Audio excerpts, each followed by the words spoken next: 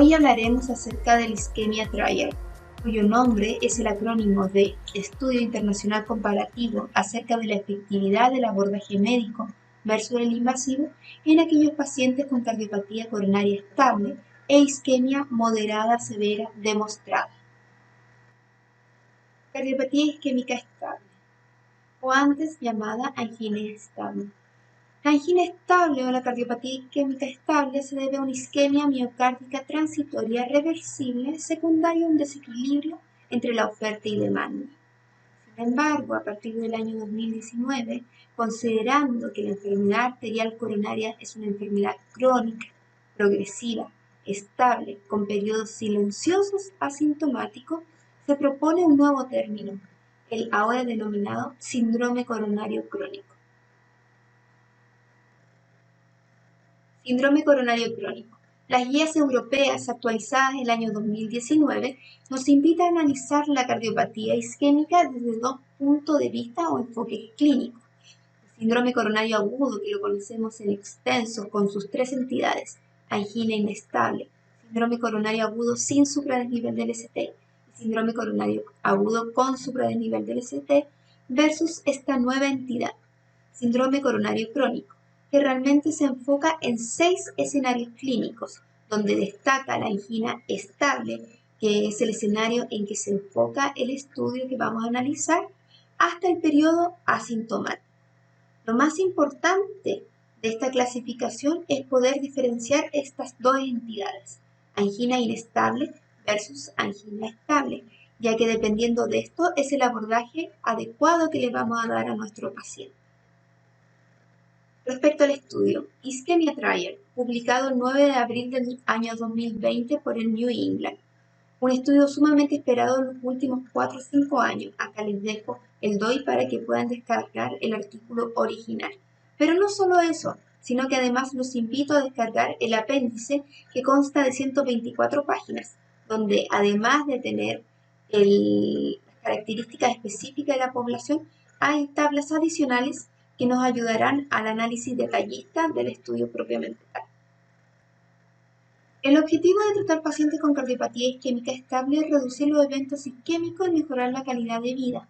La población escogida fueron pacientes con cardiopatía isquémica estable con isquemia moderada a severa demostrada, para ser randomizado en dos ramas. Uno, la estrategia invasiva versus la estrategia conservadora, cuyas características las vamos a analizar en los próximos slides.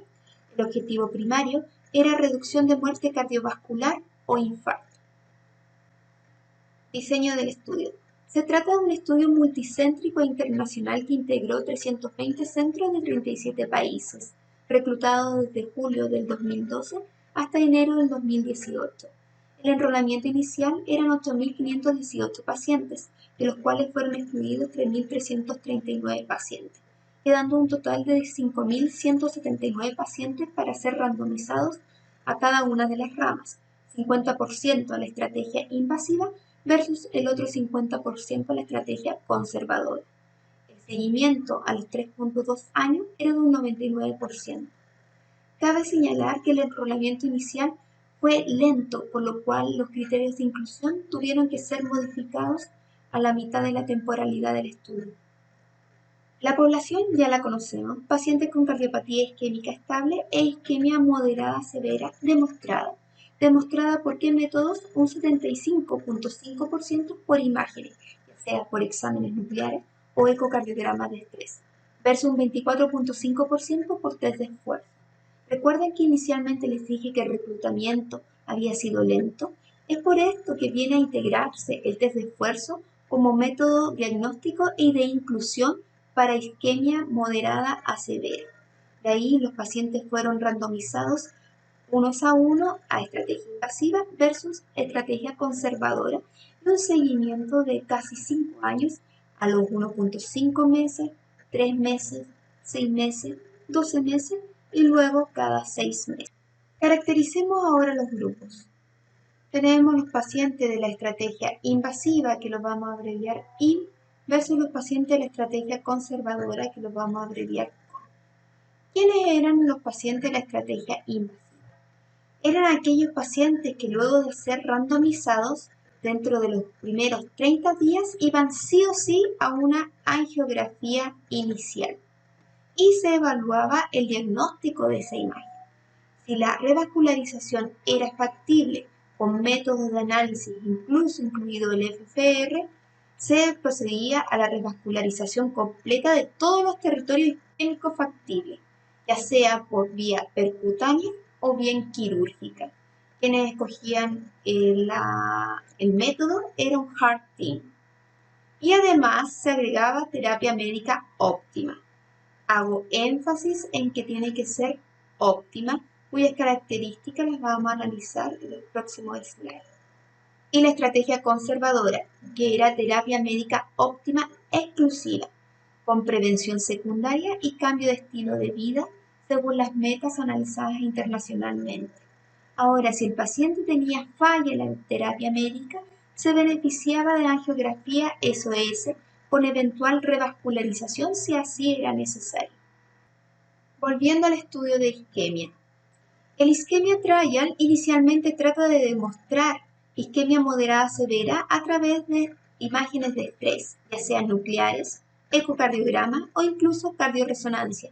Sin embargo, por el lento reclutamiento inicial, fue necesario cambiar los criterios de inclusión e incluir el test de esfuerzo, siendo un 24.5% del total de la población quienes fueron evaluados y valorados como isquemia positiva por test de esfuerzo. En el análisis particular de las imágenes de estrés, un 44.8% correspondían a isquemia severa y un 41% a isquemias moderadas. El resto fueron excluidos del estudio. Y respecto al test de esfuerzo, un 83% de los pacientes tenían test de esfuerzo positivo. El resto fue excluido también del estudio. Volvamos al diseño del estudio. Inicialmente, una gran cantidad de pacientes eran potencialmente elegibles para participar del isquemia trial. De hecho, 26.000 pacientes con cardiopatía isquémica estable e isquemia moderada severa. Sin embargo, luego una serie de criterios de exclusión, quedaron 8.500 pacientes que no tenían criterios de exclusión. ¿Cuáles eran estos criterios de exclusión? Clearance menor a 30 ml, los cuales fueron analizados en otro subgrupo. Fracción de eyección menor a 35%, capacidad funcional 3-4, angina inmanejable, síndrome coronario agudo reciente dentro de los últimos 2 meses, enfermedad coronaria no obstructiva conocida y anatomía conocida, pero no adecuada para la revascularización. De estos 8.500 pacientes que no cumplían criterios de exclusión, se hizo un subanálisis según clearance. Si tenían un clearance mayor a 60 ml/min, se realizaba un angiotac coronario. De hecho, un 73% de la población se le realizó angiotac coronario. Si tenían un clearance menor a 60, se evaluaba caso a caso para ver qué tipo de estudio se les realizaba. ¿Cuál era el objetivo de realizar un angiotac coronario? El objetivo era conocer la anatomía coronaria, para así poder descartar enfermedad de tronco no protegido, es decir, estenosis de tronco coronario izquierdo mayor a un 50% sin un bypass que lo irrigue, o bien enfermedad coronaria no obstructiva. Es así como 1.218 pacientes tenían enfermedad coronaria no obstructiva y fueron excluidos del isquemia trial, y 434 pacientes tenían enfermedad de tronco coronario no protegido, los cuales también fueron excluidos del isquemia trial. Finalmente nos quedamos con 5.179 pacientes disponibles para randomización. Un resumen del diseño del estudio. La población escogida eran pacientes con cardiopatía isquémica estable con isquemia moderada severa demostrada por imágenes de estrés o bien test de esfuerzo, que no cumplían criterios de exclusión, dentro de lo que destacaba fracción de eyección menor a 35%, capacidad funcional 3-4, enfermedad renal crónica con un clearance menor a 30, síndrome coronario agudo dentro de los últimos 2 meses. Y anatomía coronaria conocida, que bien no tenían enfermedad coronaria obstructiva o bien su anatomía no era revascularizable. Estos pacientes iban a angiotac coronario. ¿Para qué? Para conocer la anatomía coronaria y así poder descartar a aquellos pacientes que tenían enfermedad de tronco coronario no protegido o bien enfermedad coronaria no obstructiva. Finalmente, todo este clearance nos da 5.179 pacientes a ser randomizado a la estrategia invasiva versus la estrategia conservadora. Característica de la población. El grupo invasivo versus el grupo conservador era un grupo muy homogéneo. De hecho, no existían diferencias estadísticamente significativas de un grupo a otro, por lo cual vamos a hablar en globo de esta población. La edad media era 64 años. Llama la atención que la mayoría eran varones, 77.4%, es decir, solo el 23% de los pacientes eran mujeres. Hipertensos, un alto porcentaje, 73%, y diabéticos, un 41.8%, pero solo el 9.5% era insulino requiriente, es decir, la mayoría de los diabéticos incluidos en este estudio no era insulino requiriente. Respecto al hábito tabáquico, un 12% era fumador activo, 45% tenía el antecedente de fumador y un 42% nunca había fumado. Llama la atención que era una población de alto riesgo. Un 20% de los pacientes tenían historia de angioplastía previa e incluso un 4% tenían antecedentes de revascularización quirúrgica. Un 26% de los pacientes tenían antecedentes de enfermedad coronaria familiar. La fracción de eyección en promedio era un 60%. Recordemos que las FEBIs menor a 35% fueron excluidas del estudio. Pacientes con antecedentes de FA, un 4.3%, de stroke 3%, enfermedad cerebrovascular 7% y enfermedad arterial periférica un 4%. Respecto a las características de la angina, un 90% de la población acusó historia de angina y según el score de angina eran episodios mensuales en su mayoría. Sin embargo, llama la atención este dato, que el 35% de los pacientes integrados en el estudio no tuvieron episodios de angina dentro de las últimas 4 semanas previas a la randomización. Destacar nuevamente que solo el 23% de la población eran mujeres. Esto se justifica por el diseño del estudio, ya que el análisis que se realiza es que aquellos pacientes que tenían isquemia leve salían del estudio y aquellos pacientes que tenían enfermedad coronaria no obstructiva también quedaban fuera del estudio. Por lo tanto, se realiza el subanálisis que el sexo femenino realmente representaba estas características y como tal quedaban fuera del estudio isquemia trial. Volvamos al análisis de las ramas. Vamos a recordar quiénes eran aquellos pacientes de la estrategia invasiva. Eran aquellos pacientes que luego de la randomización, dentro de los primeros 30 días, iban sí o sí a angiografía inicial y se analizaban las imágenes con herramientas que incluían incluso el FCR.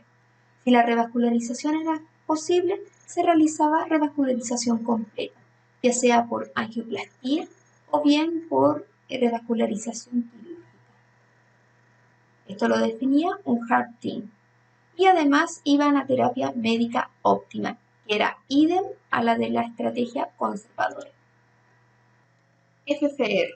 ¿Recuerden dentro del análisis de las coronariografías les dije que usaron herramientas como el FFR? A modo de recordatorio, el FFR es la reserva de flujo fraccional.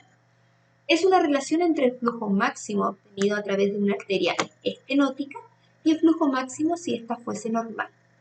El FFR tiene un valor normal de 1 y el valor de 0.8 ha sido escogido como punto de corte. Valores menor a 0.8 se relacionan con mayor severidad de isquemia. Es así, por ejemplo, que un FFR 0.6 implica que el flujo de esa arteria es solo un 60% del máximo estimado. Es así como aquellos pacientes que tengan un FFR menor a 0.8 se benefician de la revascularización versus aquellos pacientes que tengan un FFR mayor a 0.8 en donde se decide el manejo conservador.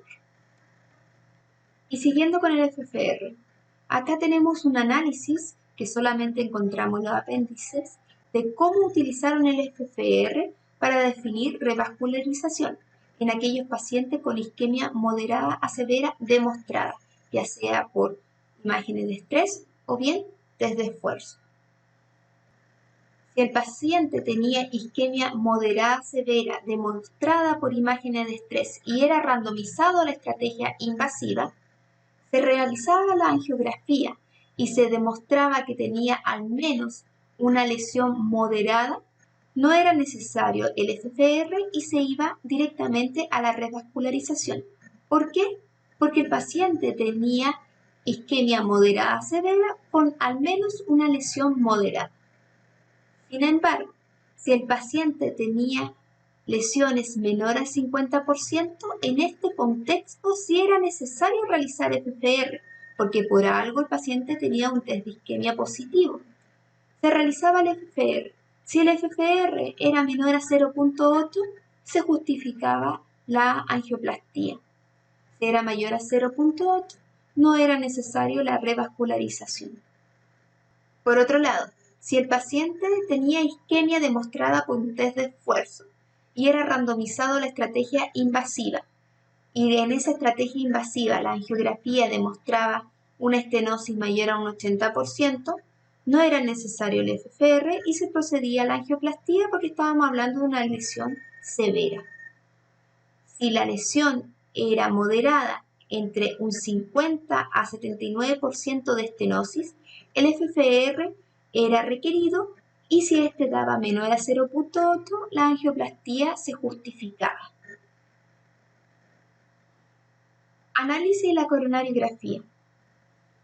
Tenemos las dos ramas, la estrategia invasiva y la estrategia conservadora.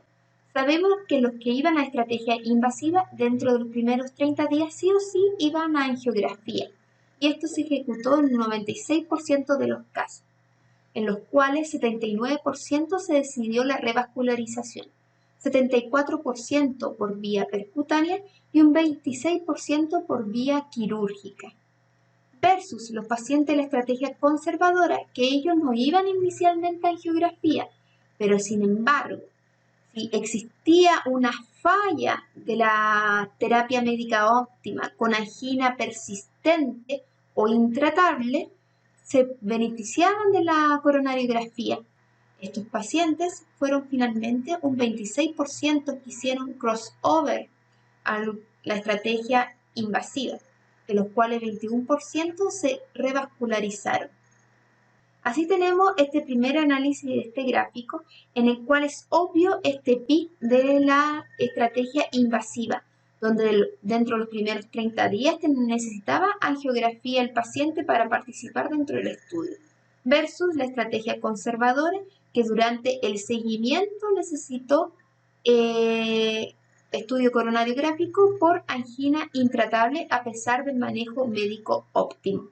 Es así como del total de la población randomizada, finalmente un 71% de los pacientes tuvo coronariografía y un 60% tuvo revascularización. ¿Qué quiero decir con el 71%? Es decir, sumado lo de estrategia invasiva con conservadora. Y la revascularización también, lo sumado de estrategia invasiva más la estrategia conservadora. Hicieron crossover a la estrategia invasiva. Las características del estudio angiográfico no fue menor, de hecho se trata de población de alto riesgo. Enfermedad de tres vasos era un 39.6%. Estrategia conservadora. Recordemos que la estrategia conservadora eran aquellos pacientes que tenían terapia médica óptima exclusiva, es decir, prevención secundaria farmacológica y cambio de estilo de vida. Si existía falla en la terapia médica con angina intratable, los pacientes se beneficiaban SOS de estudio angiográfico. Aquí vemos los targets para definir terapia médica óptima. Obviamente el cese de tabaco, actividad física al menos 30 minutos 5 veces a la semana, no 3, 5 veces de intensidad moderada, disminución de las grasas saturadas a menos un 7%, disminución de la presión sistólica a menos de 130 miligramos de mercurio, disminución del LDL a menos de 70 miligramos por decilitro, lo cual es muy difícil en nuestra población. Un índice de masa corporal normal menor a 25 y si era mayor a 27.5 justificar una disminución de al menos un 10% del peso. En aquellos pacientes diabéticos tener una hemoglobina glicosilada menor a 8 e incluso menor a 7 en algunos centros más estrictos. Recordemos que los pacientes diabéticos en su mayoría eran no insulino requirientes, solo el 9% tenían necesidad de insulina. Respecto a los fármacos, todos los pacientes utilizaban aspirina, dentro de un 75 a 162 miligramos diarios. Si los pacientes tenían contraindicación a aspirina, se podía usar antagonista del receptor P2 y 2.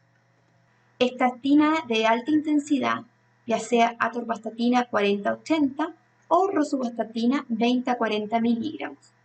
YECA o ARA en aquellos pacientes con hipertensión, diabetes, clearance menor a 60 y aquellos que tenían una fracción de eyección menor a 40%, no menor a 35 porque estos fueron excluidos del estudio.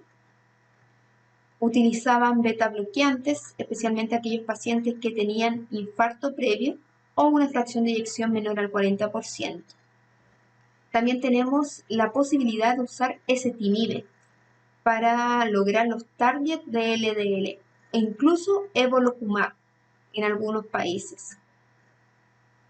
Por ejemplo, evolocumab estaba disponible en Estados Unidos, España, Alemania y Canadá. Entonces estamos hablando de una terapia médica de alta gama, que lamentablemente no está disponible en todos los centros de la vida real. Acá podemos observar las curvas respecto a la diferencia del uso de terapia médica del grupo invasivo versus el conservador. El uso de beta bloqueadores fue idem tanto para el grupo invasivo como el grupo conservador. El uso de bloqueadores de canales de calcio fue menor en aquellos pacientes de la estrategia invasiva.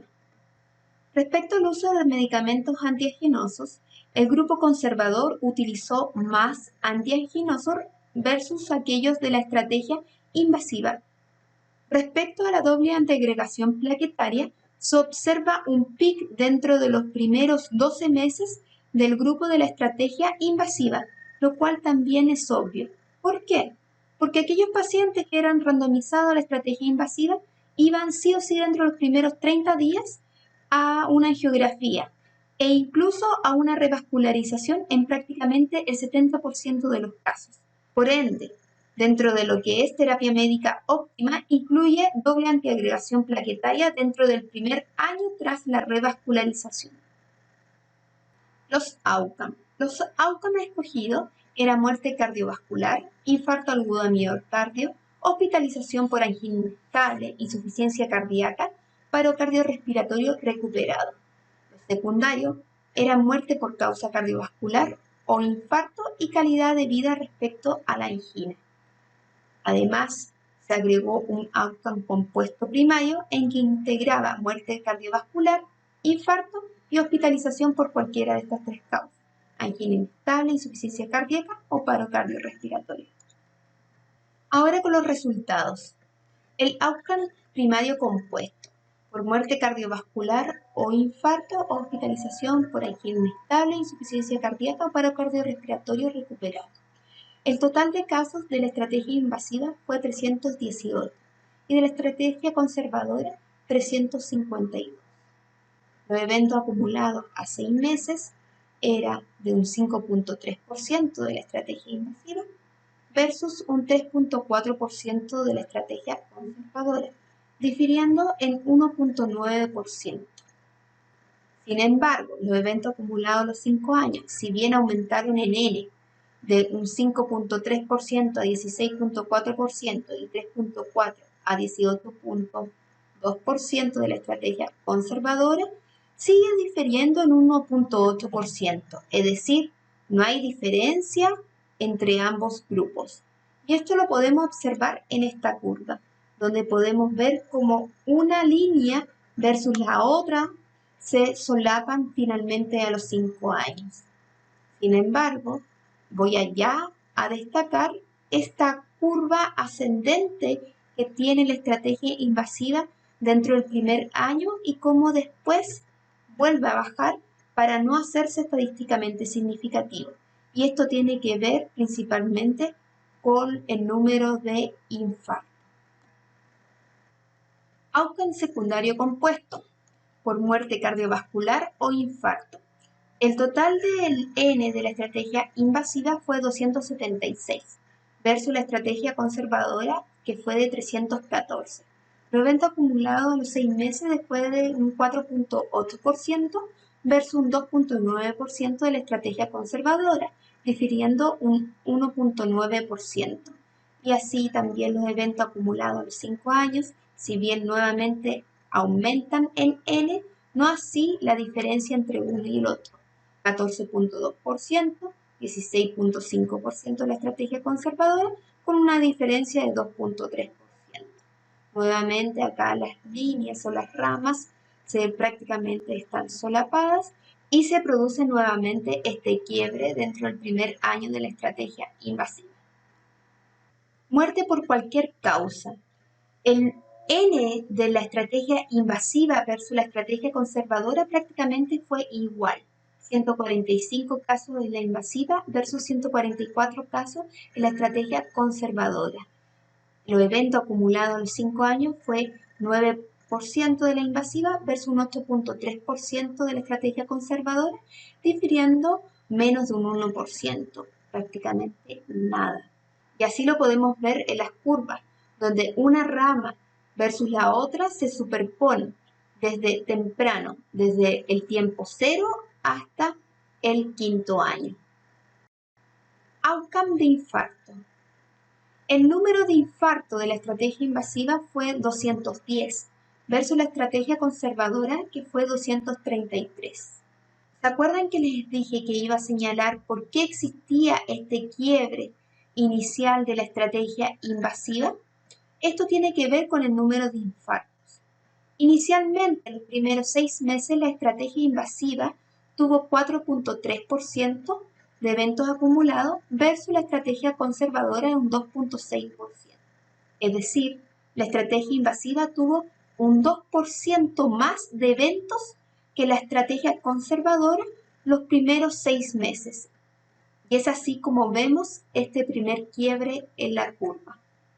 A diferencia de los eventos acumulados a los 5 años, donde observamos que el grupo invasivo tenía un 10.3% versus un 11.9% de la estrategia conservadora, difiriendo casi un 2%, pero a favor de la estrategia conservadora. Es decir, a los 5 años, la estrategia conservadora tuvo un 2% más de infarto que la estrategia invasiva. Esto se debe a la diferencia entre infarto periprocedimiento e infarto espontáneo. Una cosa es el infarto periprocedimiento, es decir, el 4A, y el otro el infarto espontáneo, 1, 2, 4B, 4C. Acá observamos cómo, obviamente, los pacientes que estaban en la estrategia invasiva tuvieron más incidencia de infarto dentro de los primeros meses. ¿Por qué? Porque los pacientes eran randomizados a angiografía y eventualmente revascularización y por ende existía el aumento de infartos periprocedimiento. Versus a los 5 años, donde disminuye la tasa de infarto. Pero ¿cuál es la que disminuye? Disminuye la tasa de infarto espontáneo de la estrategia invasiva. Finalmente, destacar que si bien existió este quiebre por infarto periprocedimiento de la estrategia invasiva y después un quiebre a favor de la estrategia conservadora de infarto espontáneo, no hubo diferencia significativa entre ambos grupos. Finalmente, un resumen. El Ischemia Trial es un estudio de largo aliento cuyo objetivo era definir la paradoja de qué hacemos con los pacientes con cardiopatía isquémica estable y con isquemia moderada severa demostrada.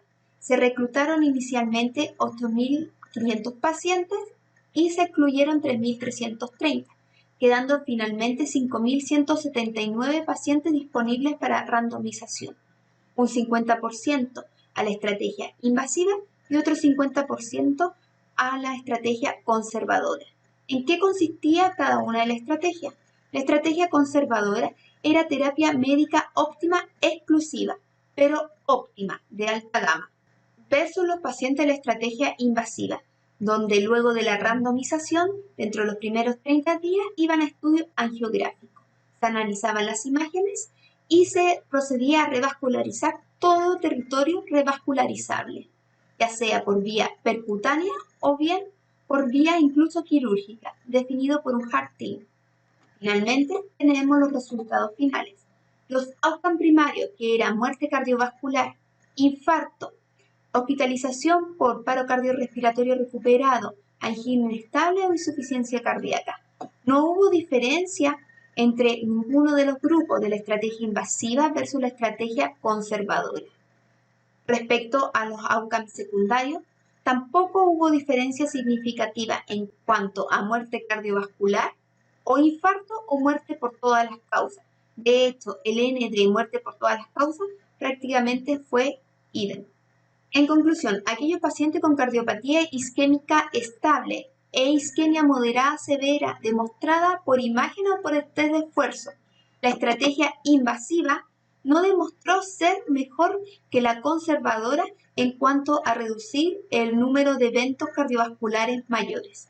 Finalmente, el Ischemia Trial nos viene a mostrar que no hay diferencia entre la estrategia invasiva versus la conservadora en los outcomes primarios o secundarios. La incidencia de muerte por cualquier causa fue similar en ambos grupos. Los outcomes primarios compuestos y secundarios también. Ahora bien, cabe destacar el aumento de la incidencia de infarto en los primeros 6 meses de la estrategia invasiva, pero esto está asociado con respecto a los infartos periprocedimiento, curva que cae a los 5 años e incluso se hace mayor el número de infartos espontáneos de la estrategia conservadora versus la estrategia invasiva. Las limitaciones del estudio, un lento reclutamiento inicial, por lo cual fue necesario cambiar los criterios de inclusión. Su poder disminuyó con la reducción del N de 8.000 a 5.000 pacientes y el seguimiento se extiende hasta 5 años.